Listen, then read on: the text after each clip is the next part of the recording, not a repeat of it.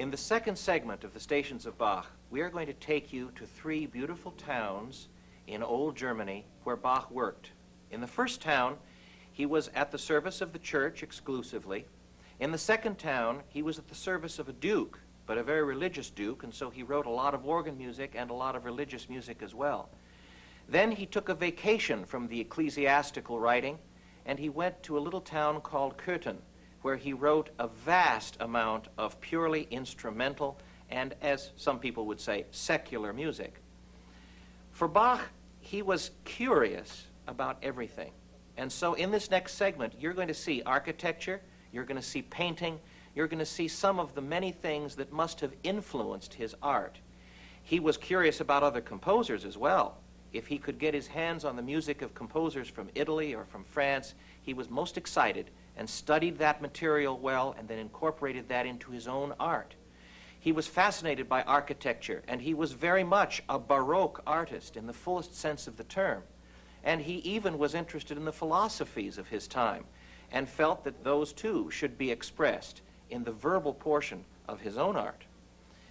For a man that didn't travel very far, Bach certainly was a man of the world. This is something that never ceases to amaze those of us who jet around to different places all over the globe.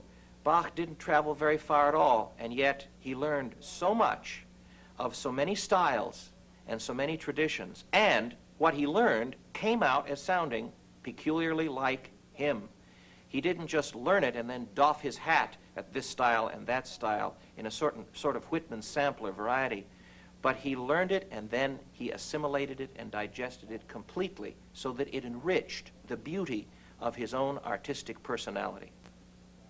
Bach's next station was Mühlhausen, a place that offered him little chance to grow artistically. While there, Bach married his cousin, Maria Barbara. Perhaps she was that young maiden singing in the Arnstadt choir loft. When in his life would he have said, "Now I would like one day to be a Kapellmeister"? It probably was a concrete ambition. I think we have to look back at his Mühlhausen years. It was a major decision when he published a cantata that was commissioned by the town council.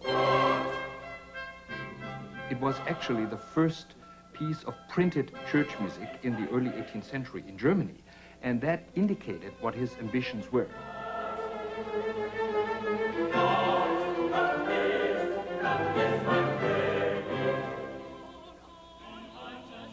Bach was a very realistic man, and when he saw that there was no real chance to produce a body of church music and get it performed on a regular basis in Mühlhausen, he was looking for some other possibility outside of Mühlhausen, and when the offer from Weimar came along, he accepted that, and he adjusted his goals, and then went full steam into that situation, and he was prepared to deliver whatever was necessary for him to produce. From that point on, he really was aiming at the highest possible office. When Bach came to Weimar, it was his first opportunity to work in a royal court, and yet he seemed to spend most of his time on the organ bench. This came about because he was hired by Duke Wilhelm Ernst, who lived in the Wilhelmsburg Palace. The only thing left of this palace today, from Bach's time, is this tower which you see in the background. The rest burned not too long after Bach's death.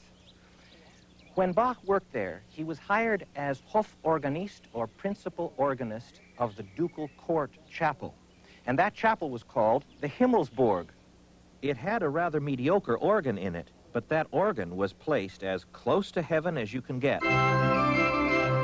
Perhaps that is why Bach was so highly inspired to write most of his greatest organ music while living in Weimar.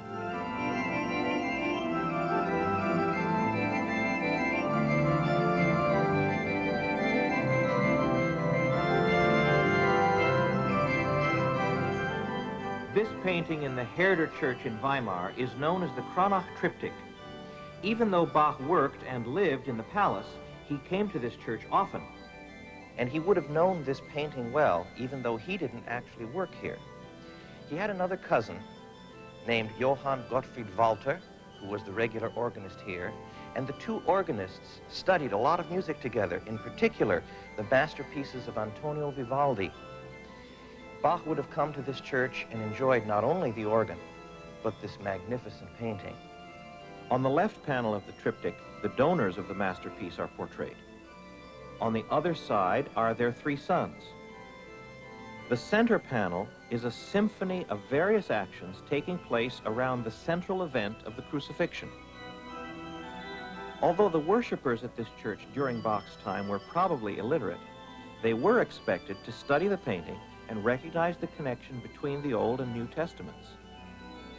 They would see the crucifixion with Adam in the background and Moses holding the tablets of the Ten Commandments.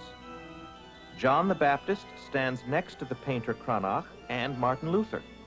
Together, these images form a powerful statement about the connection between Old and New Testaments, all part of the story Cranach wants his viewer to understand and experience. Bach's music makes similar direct statements, whether they be religious in content or just telling a rhetorical story in what is called his secular music. Bach would have been horrified to be relegated to be some sort of background music, or even worse, that his religious music should be used to give people a vague sensation of pietism.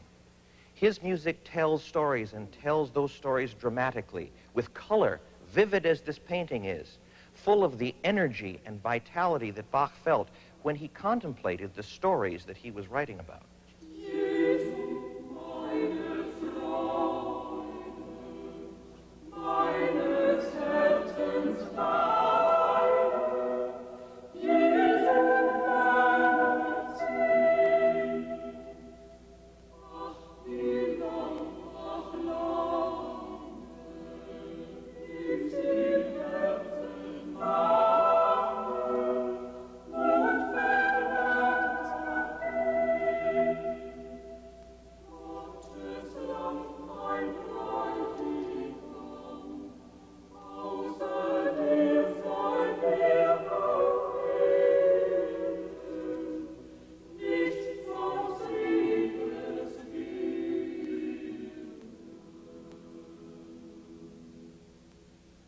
I feel that he was also attracted by the very different approach to theology, to religion that Catholicism is, and that offered him very different possibility of expressing himself, really. And even the movement that he took from cantatas, he transformed them to make them a little different for the Mass. And I think that he was fascinated by these new horizons. Maybe if he lived today, he would write something for Indian gods, maybe. I think his intelligence was broad enough to transcend the limit of the norm of the Orthodox religion of his time. In 1717, at the age of 32, Bach visited the architecturally sumptuous city of Dresden. As the story goes, a member of the court suggested that Bach and the famous French keyboard virtuoso Louis Marchand compete at the clavier. Both accepted, but only one showed up. Marchand fled Dresden rather than match skills with Bach. And so, Bach entertained the audience himself, and perhaps used the time left over to explore this magnificent Baroque city. The fact that he was working primarily in very old buildings must have had a profound impact on his aesthetic outlook. He very often assembled multi-movement structures the way a Baroque architect would design a castle. I think of the opening of the G minor sonata for unaccompanied violin as a piece of architecture. You have these pillars